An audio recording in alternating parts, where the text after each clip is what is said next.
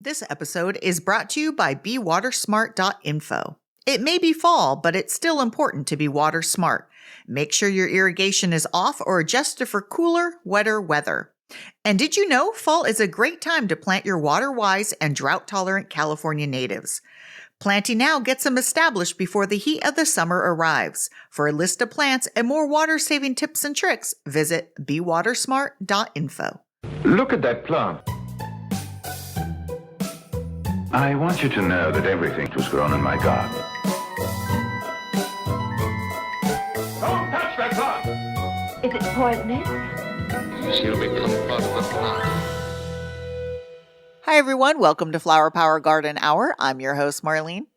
And I'm your co-host, Bruce. All right. And tonight we're going to have our top 10 easiest houseplants. So that means Bruce is going to have a list of top 10 and I'm going to have a list of top 10 and we'll alternate. I have a feeling we'll probably overlap quite a bit on this one. Yeah, I'm wondering how many we overlap. I think if we should have like a prize for ourselves for when we come up with one that the other one didn't come up with. Great. What would that prize be? I don't know, maybe a glass of wine. So I'm just going to change my list all of a sudden and be like, my gosh, mine too. I was thinking of a houseplant, but Oh, whoops. Okay. So we're writing a book. we are. I'm not retired, so you're having to push me a little bit more because every week I'm like, oh, it just didn't get around. But our goal is the end of the year and it's going to be a houseplant book. Right. And of course, now that we've set our goal for the end of the year, we have to keep our That's promise. what you have to do. We have to. Because someone will remember this and call us out, right? Of course. Right. Yeah, Joe's pointing to himself. Dang it. Okay.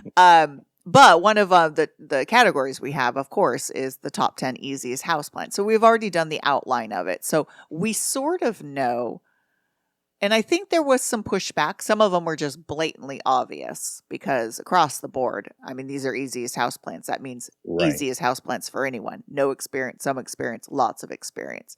Some of them I think we were like, I agree, you don't agree. So definitely we'll have some overlap. I think I did a little change up on this one. Ooh. I don't think you're going to see this one coming as I got to thinking about it.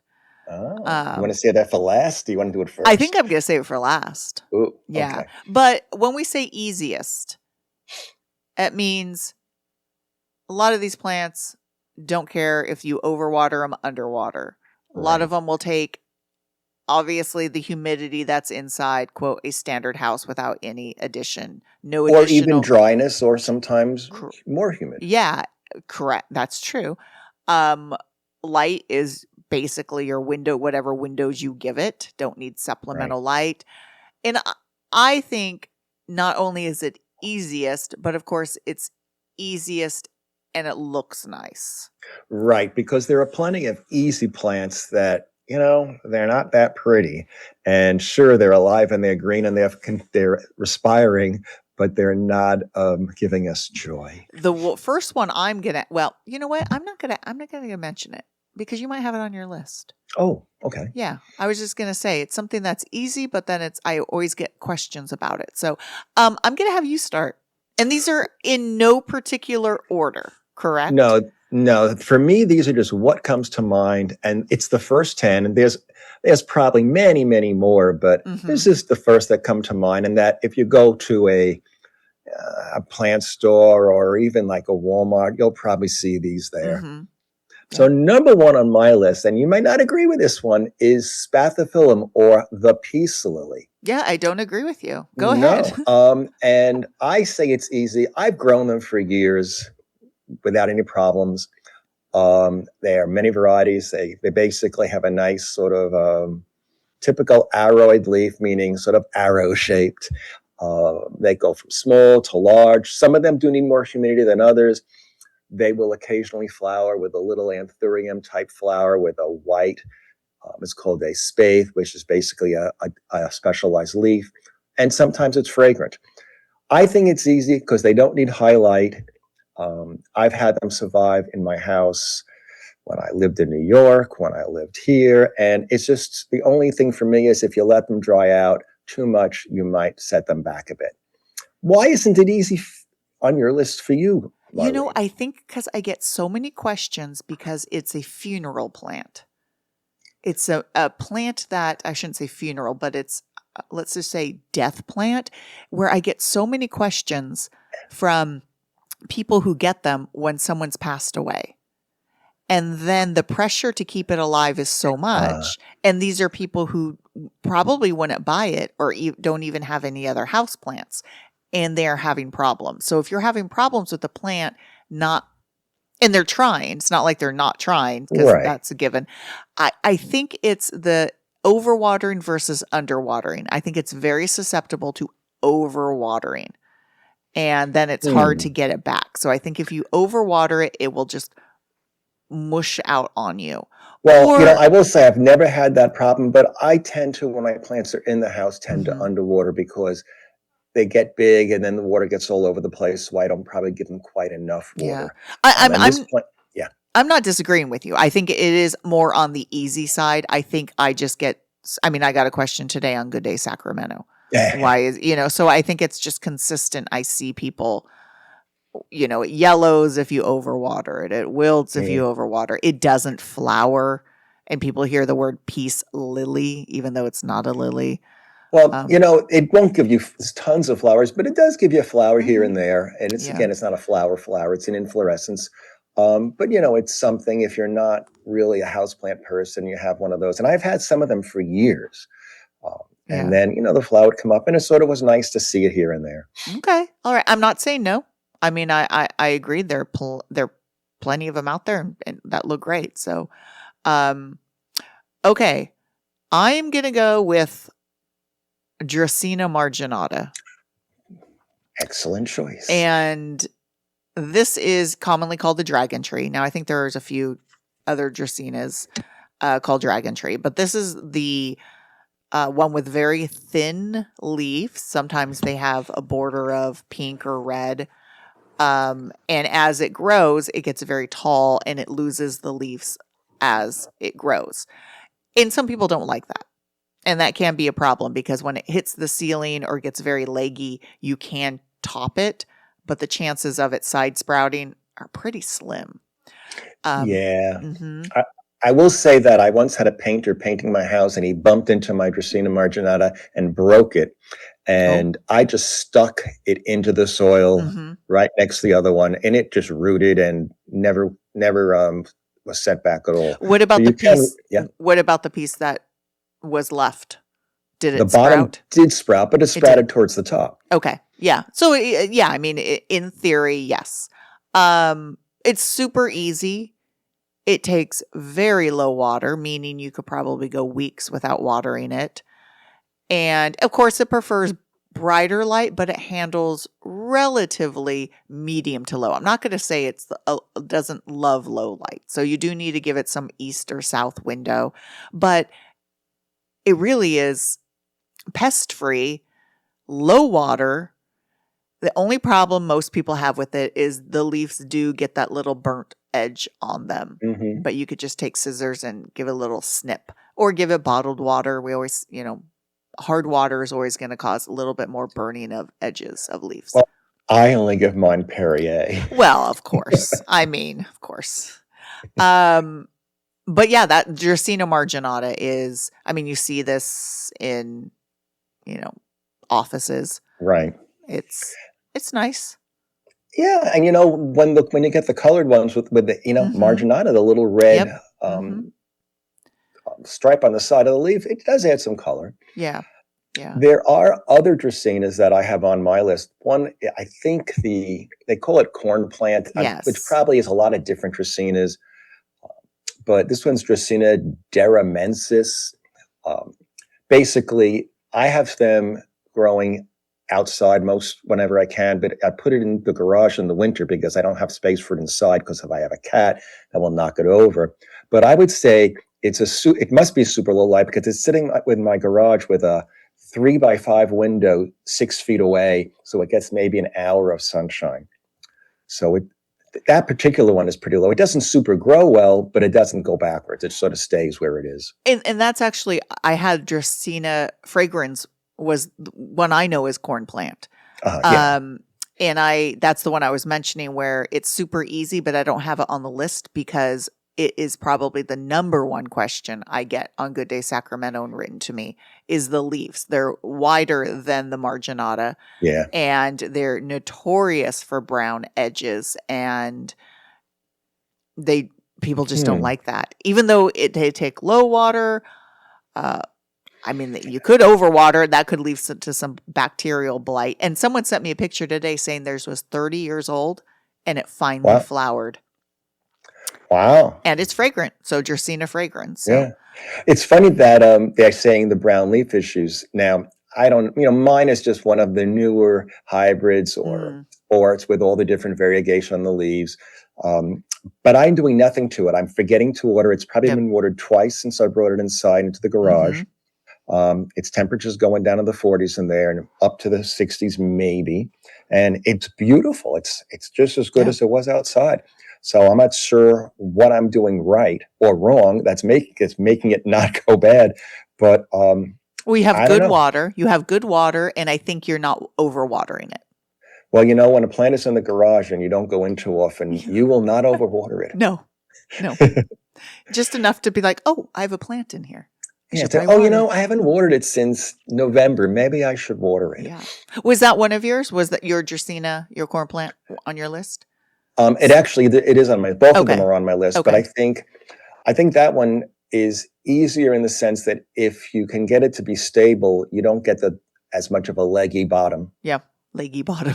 A leggy bottom. Never want a leggy bottom. It's better than bikini bottom. Leggy legs, but not leggy bottom. Right. Yeah. All right. Well, why don't you go ahead with another one since. Oh, okay. Well, my next one is the rubber tree, Ficus. Oh, I don't know what that is. Hold on. My phone, my computer just turned on my French lesson by itself. I don't know why that happened. I didn't hear it. That was my French maid. Anyway, so my next. Oh my God! It's teaching you to say that. Oh my God! That's wow. You'll be able to buy that in France. Whoa! Yes, absolutely. My next plant is Ficus elastica, or the rubber tree. Okay. Now, some people don't think this is super easy, but again, I'm going by experience versus what I might read in a book. This is pretty common, pretty easy to find plant. You'll see it again in the supermarkets. You'll see it at your local plant store. What's nice about it is that it's got nice big leaves, about, I'm going to say 8 inches by 4 inches, sort of roundish. Pretty easy to grow, takes low light, takes it dry, it's unlikely you're going to overwater this plant, but it can be watered more or less and do well, and it can take really low light in the house. And again, when I talk about plants that take super low light, I'm not necessarily saying it's going to grow phenomenally, but it will survive and look green. And if you want your plant to be alive, but you don't really care if it doesn't grow much, I think that's a good choice. The only downside I would say for that is it can be sappy. If you bump into a leaf and break it, you'll have this white, milky sap that will get on anything it touches. Well, obviously, it'll drip all over the place. And I think that it does have a tendency to drop lower leaves if you sort of shock it. But I've had people move it in and out. I had a friend back in New York who used to bring it out for the summer. The plant would grow like 8 feet tall, and then he'd just cut it back, bring it in. It would sprout in the winter, and then bring it. So he never really had major issues of leaf drop. And of course, it's a really easy plant to come back when you cut it. Yeah, no, I mean, I agree with this one. So we're not talking Ficus lyrata, which is the fiddle leaf fig, which is a pain. The elastica is, yes, way easier. And we have one that's been growing outside in our protected walkway at the conservatory for years. I have a friend whose neighbor across the way has one coming out of their south-facing, like, covered porch. Because they are giant trees, obviously. Yes, in Florida, they're enormous. Yeah, street trees. And it doesn't drop its leaves like the Ficus benjamina, and it tends not to get the brown like the Ficus lyrata along the edges. I will say I had the variegated pink Ficus elastica for a while, and when I first brought it in, it got a lot of brown edges, and what I figured is just like a lot of Ficus, it needs to put on new leaves conducive to the environment. But since they're such large leaves, it took so long. But once it was in there for months, the newer leaves were fine. Right. So I would say, but the standard dark leafed one never shows that. Yeah, and I will also add that when I'm talking about bringing a plant in and out, I'm really referring to the East Coast where it's humid in the summer. You bring it out in May, and until late September, it's warm and humid. So it's a little bit different environment than bringing it out here. But those thick leaves should still help it to reduce evaporation. Yeah, if I had it inside, I wouldn't bring it out because it'd probably be like, whoa, way extra dry. Yeah. I wouldn't recommend it here. But if you're a person who's living in an East Coast situation where it's humid in the summer, bringing it out will probably be fine. Yeah. I have a ficus on my list. I have the Ficus deltoidea, which is commonly called the mistletoe ficus. Ooh, no, I don't know that one. You've seen it at the conservatory. It's one of the shorter fici. And it has sort of spatulate leaves, and the fruits stay on, and they change sort of like green to black to maybe a little orange, so it looks a little Christmassy. What we had a lot of them because we would train students on how to prune because it was fun to practice bonsai pruning on it because you can make them look a little bonsai. So it's a smaller leafed one. Probably the leaves are only about 1.5 inches. It gets wide. It could get, about 2.5 feet wide. It can obviously get taller, but the tallest ones at the conservatory, I think we've only had like 3 feet tall. And is that through pruning? Pruning, yes, but we've never topped them.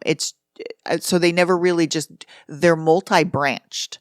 So unlike the ficus, like Lorata elastica, that it was a street tree. These are smaller shrubs, and they tend to branch out more. Same thing. The sap is on there. Never see any pests on it. Doesn't drop its leaves when you move it. Moderate water. I would say moderate to bright light inside, but it's really a no fuss plant. We have a variegated one that we're propagating for sale too. It's a little more finicky, shows a little bit more brown edges, but the standard green one is, Yeah, I will say that, of course, with like the Ficus elastica, I do love the variegated ones because you're bringing really great color into the house. But variegated plants can be more temperamental. That's true. They can, yeah. No, that's all I was going to say about that. Yeah, mistletoe ficus. I don't think it's as easy to come by, but it's not, impossible to find if you're going to source it. And you might find that at a plant sale near you, and by you I mean Davis, in our plant sale coming up. Yes, spring. that is true. Yeah, in April. Yeah. Mm-hmm. All right, next one for you. My next one is Aglaonema, which I can't ever pronounce properly. I can't either. I can never pronounce that. Aglaonema. Anyway, we also call that by the name of Chinese evergreen. You see these pretty much, again, if you see things in the supermarket and at Walmart or not Green Acres, Home Depot. Home Depot, thank you. Then that means, and if they're healthy there, that means they're pretty easy plants. I've had some of these for years. I tried it outside once to no success, but it's one of those plants that just, again, it thrives on neglect. You can water it well. You'll get a nice growth, bigger leaves. You can water it less and it'll sort of just stay where it is. Takes very low light in the house. I mean, a north window would even be fine, I think. And never had a problem with it. And it's somewhat tropical looking and has the nice little spots, the little blackish, purplish spots on the leaves. And I think it's a great plant. And if you go to Hawaii, you see them growing in gardens, of course. You know what? I should have had that one on my list because I agree 100% is the standard quote Chinese evergreen one, but also all the pink varieties are so easy. If you love pink and you're like some of your pink variety plants or foliage die, so easy. They're across the board. They're very easy plants. Yeah, and you're starting to see a lot more of the colored leaf ones at the stores. Back in my day, you had the basic green with the purplish stripe spots. But you know what? That was a beautiful plant too. Oh yeah, no, and they're super easy. Maybe a tad bit mealybug here and there, but not really. And I agree with that one. Yay. Yay. Well, hey, I agree with most of yours. The next one I have is I'm going to do the good old Sansevieria, which of course they've now changed the genus to Dracaena, which none of us agree with. So Sansevieria is snake plant or mother-in-law's tongue. It's a succulent, but it's one that will take either high light, or I've seen it growing in pretty low light. I do say it prefers higher light. I'll just say that. But man, if you forget to water, this thing doesn't care. It could go weeks and weeks and weeks and weeks without watering. And weeks. And weeks. And you could propagate it by dividing it. In fact, we do that when they're busting out of the pots. You could take leaf cuttings. No real pests. Low water, high light to medium, low light. Yeah. I think, when I was a teen, I worked at the local library, and they had these in the children's book room. They had these growing in giant pots, just sitting on top of the shelves. I don't know if they were watered more than once every month or two, and nothing but very high fluorescent lighting, because it was probably a 2-story seal, like a 20-foot ceiling. And these plants just sat there, grew a little bit. They look beautiful year after year. And they're plants that if you kill, you'll have to work to kill a snake plant. Yeah. I've known a few people, but I'm like, what did you do? I think the most common one is the trifasciata, which is sort of the variegated one with the yellow and green. And I didn't give species. There are, a lot of different species of them, and some are going to be, I wouldn't say more difficult to grow. They're slower to grow, so you don't find them on the market as available. Because when we're doing propagation, and you could do leaf propagations or divide them, we don't have a lot of pieces. So it's not that plant's more difficult. It just tends to be slower growing. But there's one called cylindrica. The basic one with the 3 to 4 foot long, narrow, 2-inch wide leaves. That's like, everywhere. Yeah. Yeah, and easy. Yeah. And by the way, there are some amazing snake plants that have come out. Oh, yeah. That are available now in local stores. One of my favorites is the one with these cylindrical. I was just about to mention, yeah. Leaves. But what we'll be using in botany is terete, which means round and cross sections. And I don't know if it's called teretifolia or not, but it's got these amazingly thick cylindrical leaves, like little daggers. Not little. These things, like I think there's a picture of me next to one of these leaves, and it's taller than me. So I'm 5'6", and we do have a couple of long ones in the greenhouses at Davis, where if you bump into them, they do hurt. Yeah, they do hurt. So and some are easier to find, but across the board, they tend to be easy plants to grow. Yes. All right. And there are some dwarf ones, by the way, that have more of a rosette leaves, and those just as easy to grow. Yeah, and some are some are like not that. Some do more creeping, like they have a rosette and they start creep, and those ones look a little untidy. I sort of like if you're very much into architectural structure and you want a plant because you have like this modern look, and I want a plant that's going to emphasize these strong lines. That's a plant for you. Yeah, there you go. There you go. All right, next for you. My next is what we used to call pothos. Now it's called epiprenum.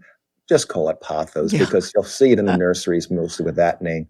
Pothos is a vining plant. It's sort of philodendron-like. This is another one of those indestructible plants. My dad could never grow anything, but he could grow pothos. And he would just make cuttings after cuttings, and his house was filled with them. But my dad couldn't, he couldn't even boil water without burning the pot. So this is a person who, if he can grow this plant, you can.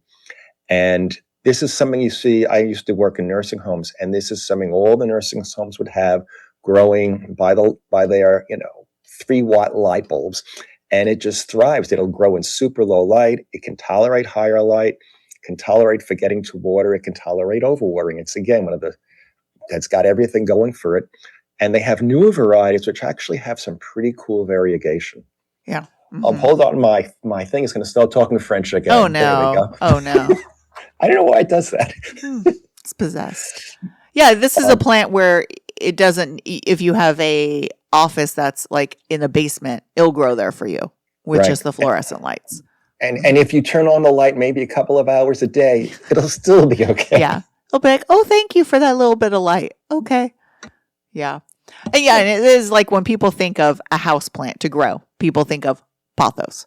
Right. I've Yes. seen some new ones with the really great marbling leaves Mm-hmm. that, it used to be, if it's the only plant I could grow, I guess I'd grow it. But now I see them, I say, wow, this is actually desirable.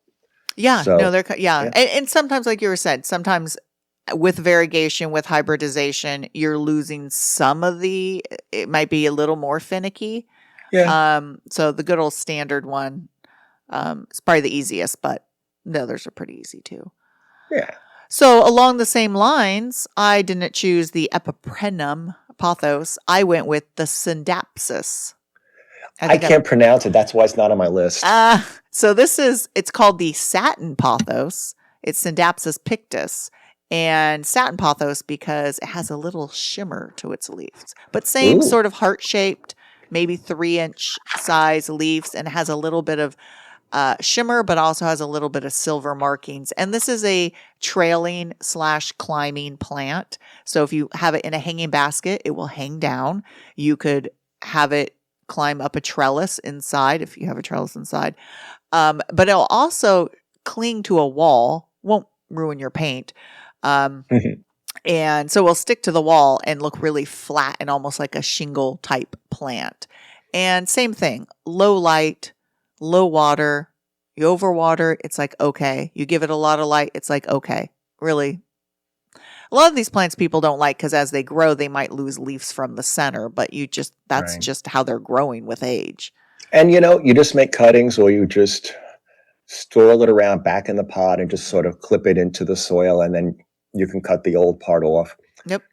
And that Yeah. works very well, and it keeps your plant going without having to really do too much work. Because I will admit, when you have this plant, it looks great for, let's say, 6 months, and then it starts to get leggy. It's a little frustrating. Mm-hmm. But so I just will very often just take the edges of the newer growth and stick it back in the pot, put a little paper clip down or whatever you want to keep it down. And then once it's rooted, cut off the old Mm-hmm. stem, and it'll look fine. Yep. Yep, for sure. Yeah. Yeah. And it's one of these where you could just root a cutting in water and then just stick it back in the same pot rooted, or Right. just stick it in the soil unrooted and it'll root. And what's So- nice is they pass along plants, so that if you have a friend who's not much of a plant person, but you have this nice the pothos or the plant that I can't pronounce the name of, then you give them a cutting, and maybe you killed yours, and then you go to them another year later and you say, "Can I have a piece back?" Yeah. And they say, "What do you think this is? Free giveaway?" Wow, you got nice friends. Nice. Well, Mm-hmm. All right. so Next one for you. my next one, I'm going to give it a common name. It's called grape ivy, Cissus Oh. rhombifolia. Mm. And, I don't consider it the most attractive and exciting plant in the world, but it is easy to grow. And again, I don't know how to describe the leaves. They look a little bit like grape leaves. And they're a little shiny, sort of a little bit divided. It's vining again.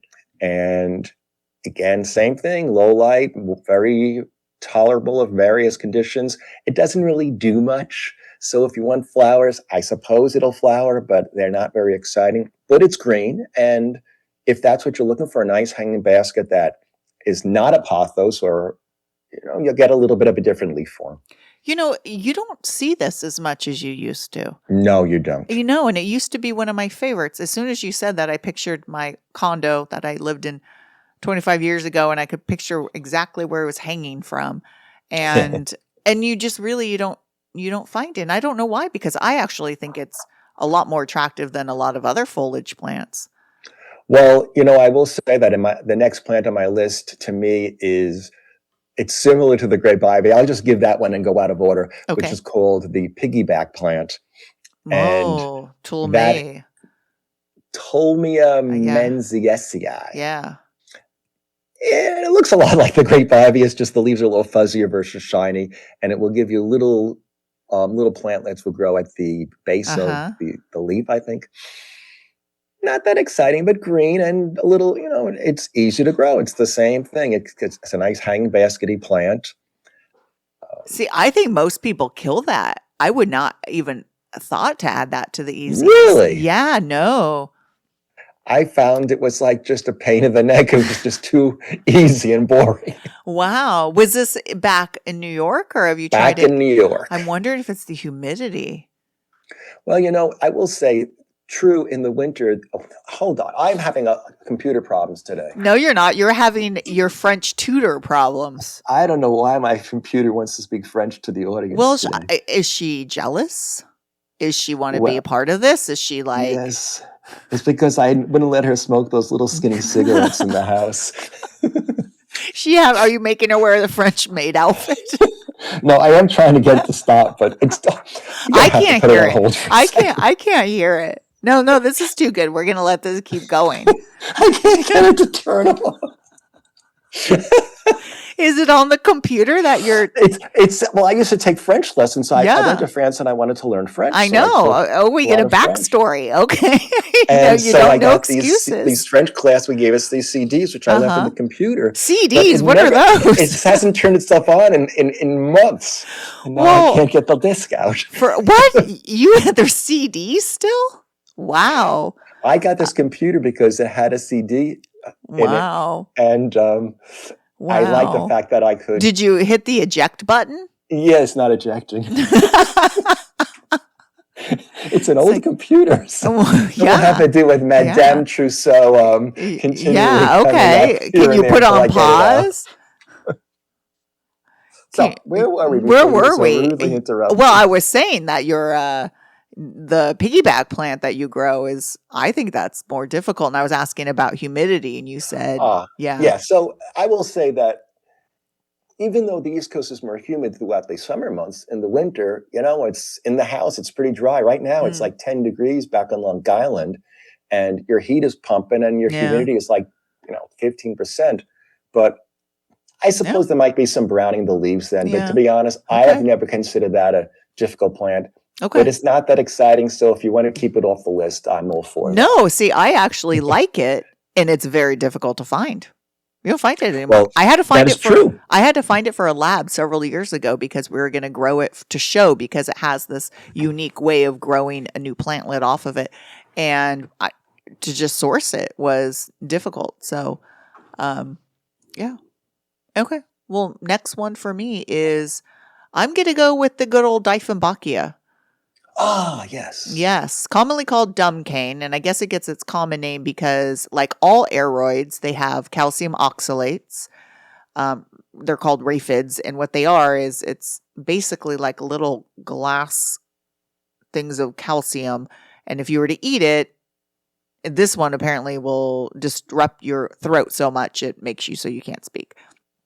So it is toxic. So all the aeroids that we're talking about are toxic to cats, dogs, people if they were to eat it. It's not going to kill them outright, but it will cause digestive systems, irritation, etc. Yeah. And I know, so Dieffenbachia is one of the first houseplants I ever grew, and cats like to chew on green things. So I didn't think anything of it when my cat would chew on it and throw up. And it was years later, I'm like, oh, I think I might have been poisoning the poor kitty. But those crystals are in plenty of plants. They're in orchids. Mm-hmm. I mean, I once had to do a project with vanilla, and those crystals were just filling the sap of the plant. So I think don't avoid growing them. No. If you're afraid that your cats are going to chew it, because eventually they'll theoretically learn. It's not going to kill them. It's going to make them irritated. My cats are a little slow learners, so they'll just and they maybe not meow. They'll be like, meow. No. So Dieffenbachia, super easy to grow.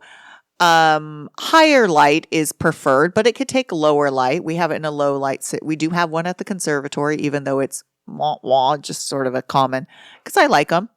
The leaves, people grow them for the different leaf variegations, and every once in a while you'll find a different leaf variegation pattern. They grow lanky, meaning they lose the leaves as the stalk grows, but you could just cut it back, root the piece you cut off. Side sprouts will come off from the cut piece that's remaining on the plant. Right. They can get mealy bugs. I will say that they can get mealy bugs, but other than that, low water, obviously they don't want to be overwatered, but they're pretty succulent, so they could go without water for a very long time.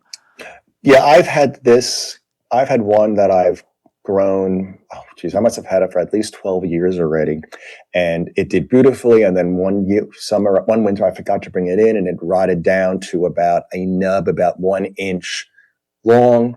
Then I just left it in a pot for a year. I noticed it growing and now it's 5 feet tall again. Yeah. And it does, but as it gets taller, it will also start to branch from the base, from the, set up new plant from the base anyway. Yes. So there is that. And I will say also that there are so many varieties that have come out of that the basic one that we grew 40 years ago is still available, but there are so many amazing new colors that I think it's really worth getting a few of them. And in fact, I have one that was beautiful, but hard to grow, believe it or not. I forgot the name of it, but Redemption or something. Yeah. Well, that's what we're hard. saying is when you start hybridizing and you get into some of these cultivars that have showier different foliage, you do lose some of the hard, the easy, they become a little more problematic and less hardy. Right. Yeah. And, it does benefit from higher humidity, but the same thing. It's one of those plants you'll see in offices and it's very happy to just sort of grow very slowly and stay where it is and maybe put a leaf out here and there. And if you're in an office situation or a home where you don't really want to take care of the plants, a plant that just sits there and doesn't grow that much is actually not a bad thing. There's people like Marlene and I and me, and we want our plants to become monsters, but not everybody is like that. No, that's true. If you have a plant that you want just to take up a corner, you don't want it to get too big. And you don't want to have to repot things. I mean, this plant could handle being pot bound like no problem at all. And I think that is one thing about all these plants that they tend to have in common. Most of them is they don't mind being pot bound, so they're not going to like decline or be like, "Oh, I'm going to die now. My pot size isn't good." Most of them will be like, "I'm busting through this pot," or I'm okay in this pot." And what's also nice, at least about the dumb cane that I found, is that when you repot it, it doesn't really go downhill. I mean, it just keeps on going. You can trim the roots if you don't want to go into a bigger pot. It tolerates that. It's really a great plant for people who want to play with their plants, people who want to ignore them. And it will respond appropriately, I guess I would say. Yeah. Yeah. You cuss at it, it'll cuss back at you. That's true. You spray water at it, it'll spray water at you. Yeah. All right. What's your next one? My next plant is, well, I'm not so sure I'd put this on the list depending on what you want out of it. If it's the wax plant, Hoya pubicalyx. There are a lot of Hoyas out there. Okay. Yeah. Some are hard, some are easy. Some of them, again, they'll grow very slowly. They'll occasionally give you these really amazing complex flowers with a sometimes strange aroma, but never really bad.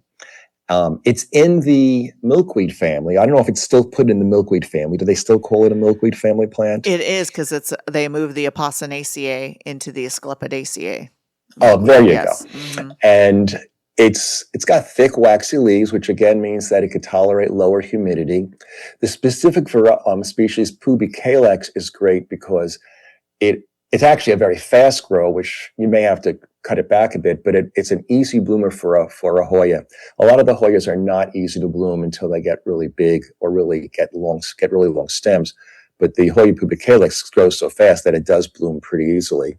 It's one of many Hoyas. There are specialists in Hoyas. There are people who collect them and will go to great lengths to find them. But I think the ones you'll find again in the local stores are the easier to grow varieties. I don't know all the names of the species. You probably do, Marlene. Yeah, but actually, I had Hoya pubicalyx on mine. It was between pubicalyx and carnosa, and I chose pubicalyx because it blooms more readily. It blooms a lot.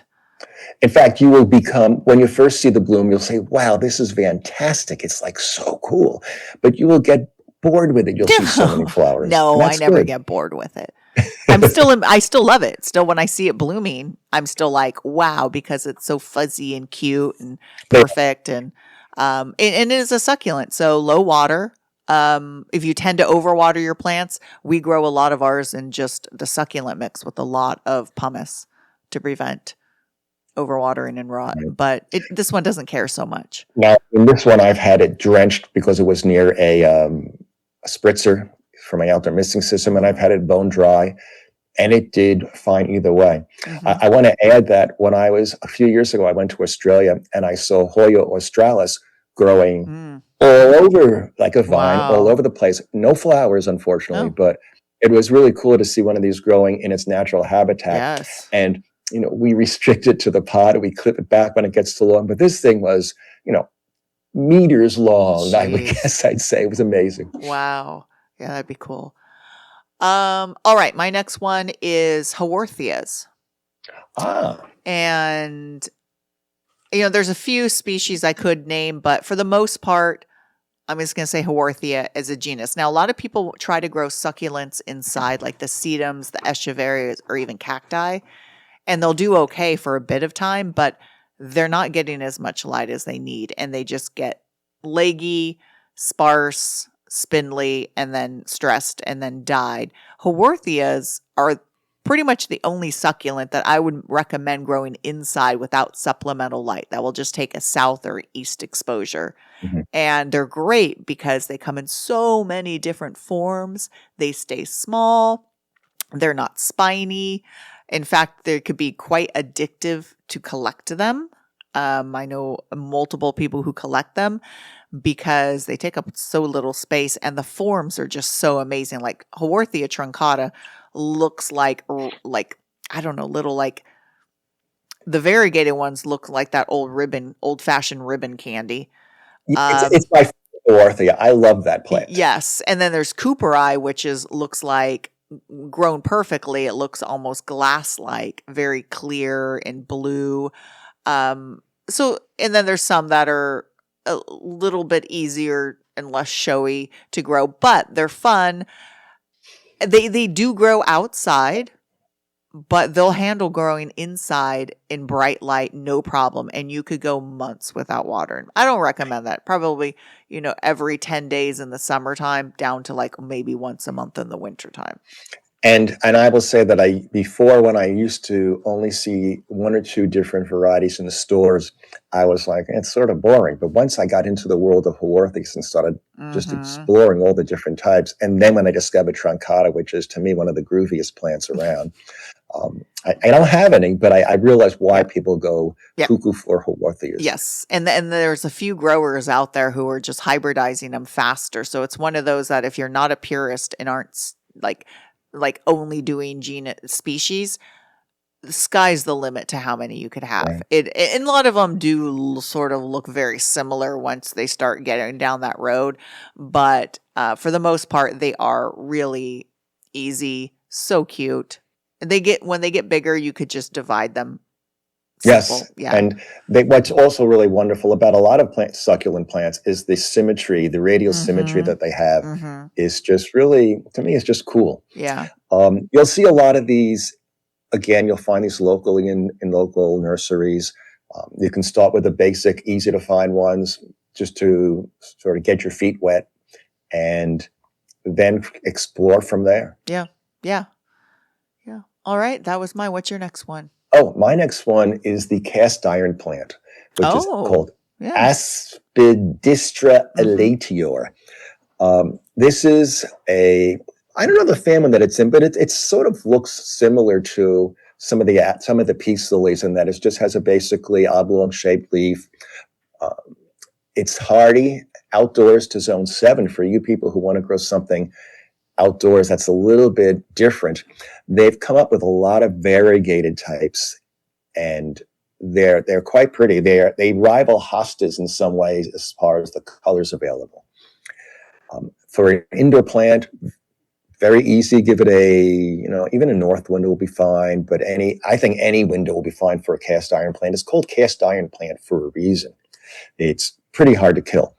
So it sort of, in fact, it looks a lot like the aglaoneme when you think about it, doesn't it?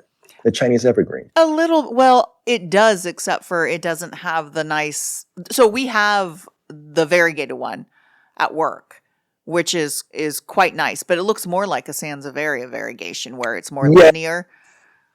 That's true. And it's funny that you mentioned this as a houseplant because I've always thought of it just as an outdoor plant in a very dense, shady, dry shade area, but it can be grown as a houseplant and it's lives Well, up to its name. yeah, I will say that back in the old country, it was originally introduced to me as a houseplant because even though it could grow outdoors in our zone, people, really wouldn't put it outdoors because it's sort of marginal there. Yeah. So it was grown more as a houseplant. Okay, I could see that. And yeah, the standard green one is, my opinion, is pretty boring. Yeah. The variegated one is pretty showy. Yes. And I think it's in the asparagus family. If I'm not And if wrong. I'm not mistaken, I don't want to confuse this with something else, but I think it has some pretty cool flowers, if I'm not mistaken. They grow at the base. Yes. Yes, and I want to say they're purple. Are they purple? They just come up from the soil, so you don't really see them. They remind me of the flowers of what they call hardy ginger. What's the scientific name of that? Oh, hardy ginger. It's not ginger.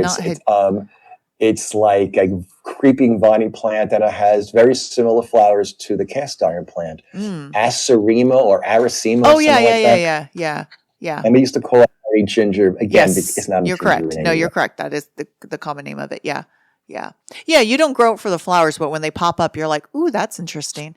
Yeah, they're sort of cool looking, but they're not showy, but they are cool looking. Yeah. Just sort of like Dracaena flowers are really showy. You don't grow them for the flowers, but when they bloom, you're like, wow, that's pretty showy. And by the way, Sansevieria flowers, similar to that's what I Dracaena mean. flowers. I meant Is that that. interesting? Yeah, I meant that. Hey, look, I called it this correct genus, Dracaena. Oh, well, You meant Sansevieria. I meant Sansevieria. Yes. Oh my gosh. Yeah. And they do. By the way, some of the Sansevieria or Dracaena flowers smell nice too. Yeah, that's what I was mentioning. The Dracaena fragrance.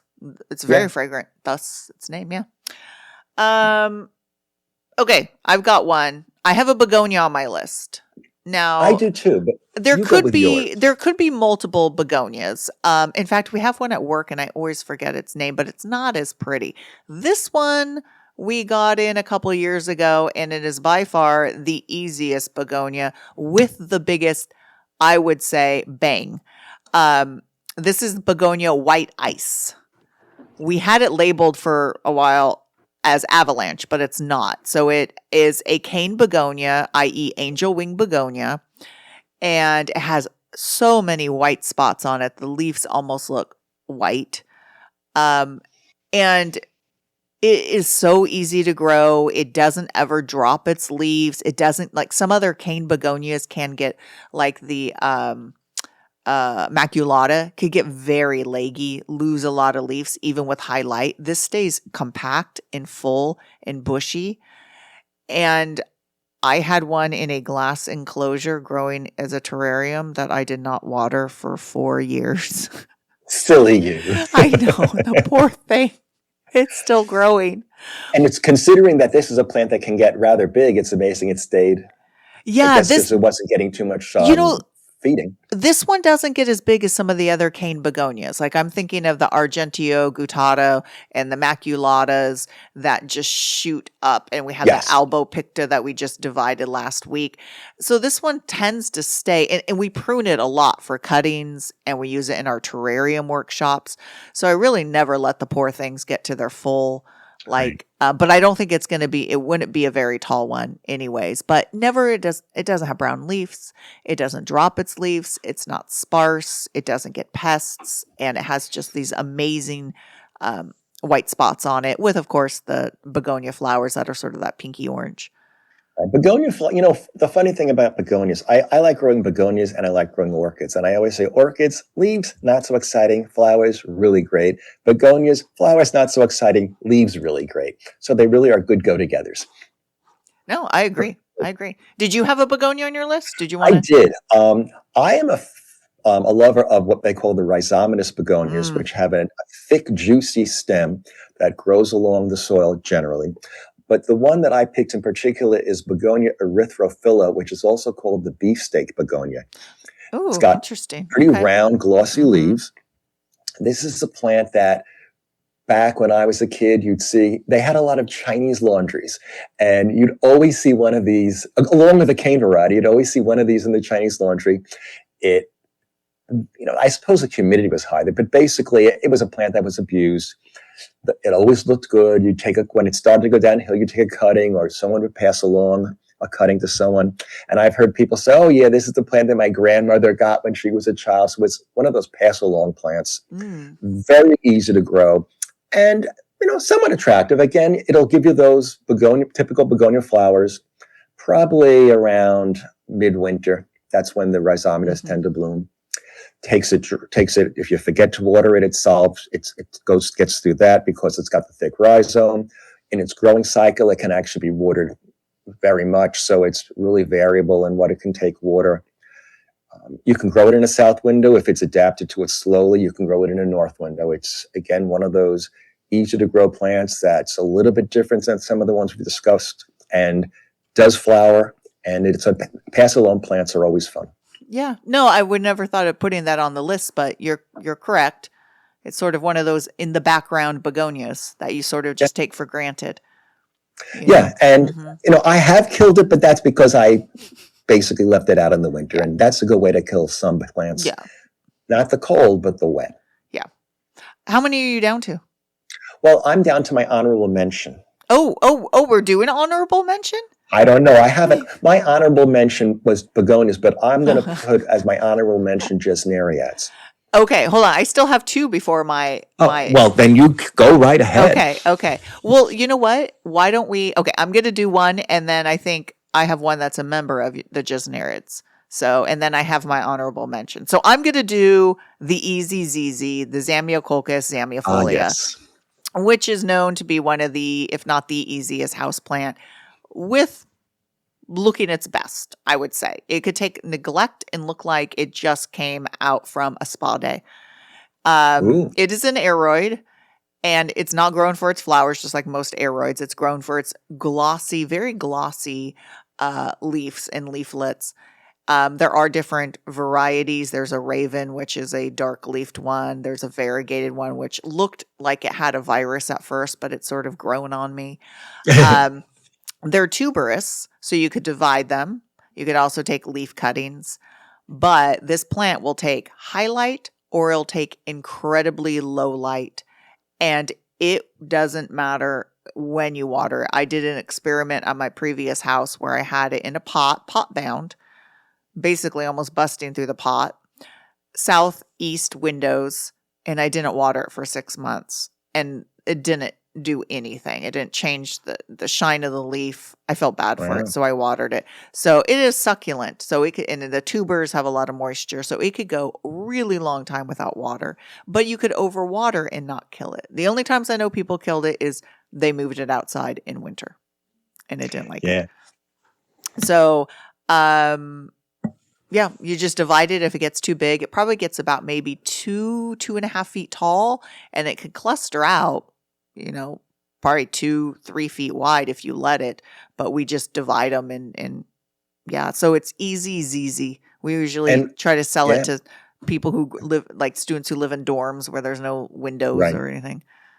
And what's really cool about that is you can take the leaflets and root them. Yeah, that's how we propagate them all.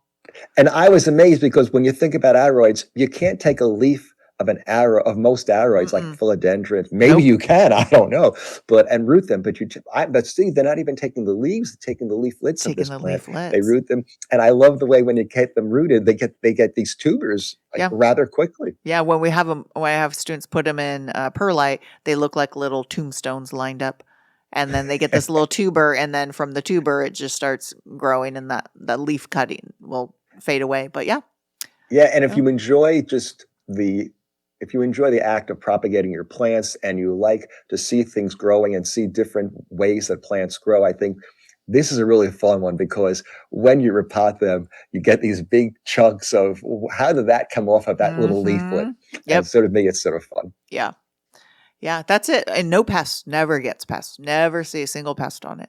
Nope. And you say they do have a couple of different colored varieties, which is nice. They do. All right, you want to talk about your gesneriads? Well, you give your gesneriad, and then I'll just go. Okay. Well, I have African violet. That is part of my. Yes, that's because so gesneriad is a whole family, and I actually think It's one of the more difficult families, but within it are African violets, which is probably the most famous of the family. And they're really easy to grow. Yes, you may need to dial it in, but once you have it dialed in, it's not that difficult to dial in the conditions. And they're just bloom for you, and they're so pretty because their blooms are amazing. Yes, I have ups and downs with African violets. Sometimes I like them, sometimes I don't. But they've come out with variegated ones Uh-huh. over the last few decades, and the variegation is getting better and better. And if they never bloom, but they're variegated, they'll have pink in the new growth. They're Mhm. great. Yeah, they do require more light than I think most people give them. So if you have them and they're not getting light, they won't bloom. Their leaves won't be flat. They'll sort of like cup, or the whole rosette will cup up. They do get mealybugs, so you do need to just keep an eye on that. But I think the number one problem is people buy the African violet soil, which is basically peat moss, and people overwater them. It's very interesting as far as that's concerned. I went to the Gesneriad sale at our local plant garden club area building, and I told them, well, I'm just growing them in like regular potting soil, which I get perlite and vermiculite and some more extra peat moss and charcoal. And they looked at me, that the look in her eyes was like she was aghast. And I said, well, what do you grow them in? She goes, I grow them in peat moss and perlite, and that's all we grow them in. And I was shocked. Would you be kicked out of the club? Well, apparently I was persona non grata. Wow, rebel. But I was surprised how they're growing them in just pure peat moss and perlite. And if I did that, I would just kill them. Well, I think if you're watering, works with peat moss and perlite, but most people overwater, and that's why I think so. They're and then not most people. A lot of people do they do the wicking method?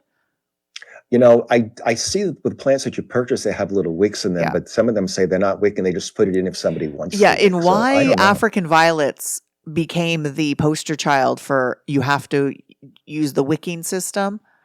And I don't get it. I've never done that because it was like I knew someone, and you should see these contraptions he made. Here's the pot pot stands in, that the pot goes in, and here's the wick, and here's what I'm like, can I just water? Yeah, avoid getting water on the leaves, but I just water it like another plant, or put it in a saucer, and I would do that. It would be in a saucer, and I'd put water in. So I let them dry out. Like I had 30 at one time, and like shoved in my window. And I would, some of the leaves would burn. They would get so much sun, they would burn, but they were always in bloom. So I think that's the key. I agree. I've tried the wicking method, and it didn't really do anything for me. In fact, the very, very best African violets I ever grew was when I was in my college dorm. Each desk had a little fluorescent light. I had the plant under there, and because I didn't have a lot of plants in the dorm, I would just, very carefully make sure I got rid of all the little side growths and would nip the buds back here and there. And it was fantastic. Yeah. And it was nothing fancy. It was just watered when it needed it. Yeah. I think that African violets, I always say they're easy if their needs are met. Yes. Otherwise you're going to get a slow downfall. That's what I've noticed. Yeah. So they're easy if you figure out the perfect conditions, then they're worth it so much, I would say. So, I mean, I guess that's with any plant. True. But the conditions are easier to find. Like, so some plants like Marantas, you need perfect humidity and perfect soil mix. This, you just sort of, it'll take your house conditions without doing much tweaking. It's just the right spot in the house, I guess I should say. And I say when a plant starts to go downhill, you take one good leaf or two or three good leaves. The plant's going downhill, toss it. And then the new leaves, you can root plants from that because they root easily from leaves. The whole thing about water on the leaves is interesting. I had one, for one reason, I have around 25 plants, a lot of new propagations. And one of them that was a pretty healthy plant, I noticed some powdery mildew on the leaves. Yeah. I did spray. People say spray with a little baking soda mix. I did. And of course, wherever I sprayed, the leaves got brown from that. So now it looks pretty awful. But it's coming back. Yeah. I think the thing about African violets and water on the leaves is that cold water seems to be the big issue. Yeah. Not so much. I mean, I've read that you can put warmer water, I'd say 80-degree water, which is, warm room temperature on the leaves, and it doesn't give a problem. I know when I water, I do get water on the leaves, and I generally do not have Yeah. distorted leaves. No, I think what it is they have hairy leaves, and hairy leaves are meant to hold water. So if you get Right. like water on, say, a ZZ plant or a waxy leaf of any sort, it just runs off. So if you get Right. water on a African violet and it doesn't dry off in a relative amount of time, that's a breeding ground for fungus. And that's probably the other thing. yeah. So I think it's a combination of Yeah. cold water. Plants Yeah. that do not like it below 60 degrees don't want cold water on them. Mhm. And then you add that to the Mhm. potential for fungus. Yeah. And like I said, I have 65 to 70% humidity, and so I Yeah. ended up with Yep. powdery mildew. Yep, exactly. So I isolated the plant, and that's There you that. go. So that was my 10. I still have my honorable mention. Well, why don't we continue with Gesnerias just for honorable mention, and then we can go Oh, yeah, to the that's next one. right. Okay. So Gesneria is a very large family. Some of them Mhm. are really great looking plants. Some of them not so exciting, but that's with most plants. But one of the easier ones to me, you'll see, is Nematanthus, which is Yep. the guppy plant. Or goldfish plant. Goldfish plant. Yeah. And there are other ones called the lipstick plant. And Yeah. then there's some that don't call lipstick plant, but they look like lipstick anyway. But the guppy plant is nice because it's got these nice little shiny leaves. Some of them have a little red underneath, sort of like a small, not a small, shiny African violet leaf in the sense that it's got nice green on the top and a little red underneath. And they have these little flowers that form at the leaf axils that look like little goldfish. I call it the goldfish plant because to me it looks like a goldfish. Yeah, it looks like a goldfish. Yeah. Mm-hmm. But some people Yeah. call it guppy plant. Oh, yeah. But they're cute. There are lots of different varieties. Most of them are pretty similar with, there's probably around 40 varieties if you looked. But most of them have basically orangey flowers, some a little redder, some a little yellower. Some are a little longer with stripes. Very easy to grow in a north window. I have actually a relative of the Nematanthus growing in a south window, but it's east window, but it's got leaves and trees in the way. So it doesn't really get much sun. Mm-hmm. It doesn't bloom as well as it could, but Yeah. it does bloom. Mm-hmm. And I think Nematanthus are super easy, and they're also pretty when they're not in bloom because of that shiny colored leaf. Yeah, and we actually have grown them for years in the shade house. So they I tolerate. was amazed. Yeah, so they tolerate being protected from the cold, and they've always bloomed a little bit better because inside, yeah, it's the light. They won't bloom as well Right. if they just don't get as much light. But yeah, super easy to grow. They're like succulent-like, so you just water them. Yeah. Water, yeah. Strangely enough, a lot of the Gesneriads, other than African violets, and I do let mine dry out too, they can get pretty dry because Mhm. they are sort of succulent-y. Mm-hmm. And they may not love it, but as long as you don't do it repeatedly, Mm-hmm. they'll be fine. Yeah. Yeah. Yeah, no, those are the easier Gesnerids. I almost put goldfish plant on my list because it is really easy to grow. Yeah. Definitely. And the flowers are cute when they come out. 'Cause they look They like are goldfish. cute. Yeah, the lipstick plant, they don't really look like lipstick, but the goldfish look like goldfish. The lipstick plant, it looks like lipstick just when it's starting to come out of I guess the, that's the whole point. the Yeah. little, Tube. what is it, calyx or something? Oh, yeah. Yeah. Mm-hmm. Yeah. Then after that. Okay, so my turn for my. Yeah. Okay, so I have Rhipsalis baxifera, which is one of the epiphytic cacti. It's the hanging one that has no hair on it. It's hanging without hair. It's hanging without hair. So Rhipsalis, there's a genus of epiphytic tropical cacti.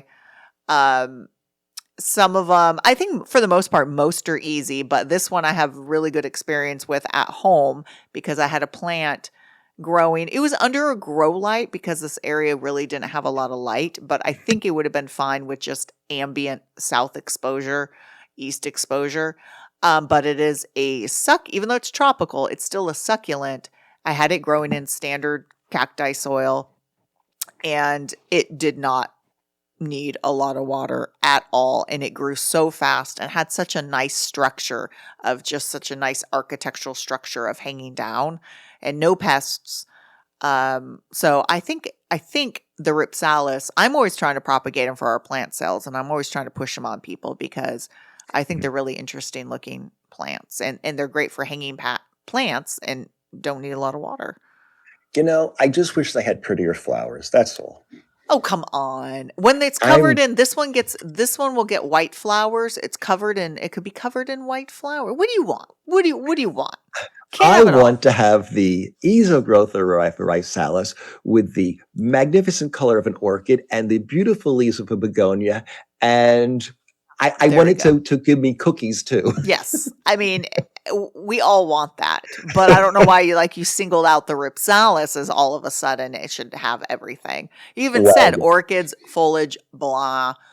Yeah, I love the orchid growers who insist that the foliage is nice. I say, well, boring. It's nice that the foliage is when it's healthy. It looks, it's healthy. Yeah, it but looks it's healthy. Not pretty. Yeah, no one ever says, wow, unless it's the jewel orchids. Right, or some of the latest simple orchids, the papilopedilums have really pretty variegated leaves. But it's true that you do look at orchid foliage and you go, oh, that looks healthy. You never go, oh, that's beautiful. Right. Yeah. And of course, you mentioned some that I'm like, oh, dang, I should have had that on my list. And I'm sure there's others out there. And it is personal experience. But across the board, I think we hit some that are just known to be the gold standard of easy plants to grow. Right. And some I think have I'll just say Ficus lyrata, the fiddle leaf fig, where somehow along the way people were like, oh, it's supposed to be easy. It's not. I think once it finds a spot, it's happy. And in others, it really just comes down to finding the right soil, the right water, and the right conditions. And sometimes it's more than we want to give a plant. And sometimes we just look at a plant and you go, what the hell do you want from me? And, in a way, this is what I'm about to say is not true, but I'm going to say it with qualifications. Most plants are easy if you do things right. Yes. So we're really talking about plants that if you do things wrong, they'll still do reasonably well. Yes. And correct. I think that's really what a super easy house plant.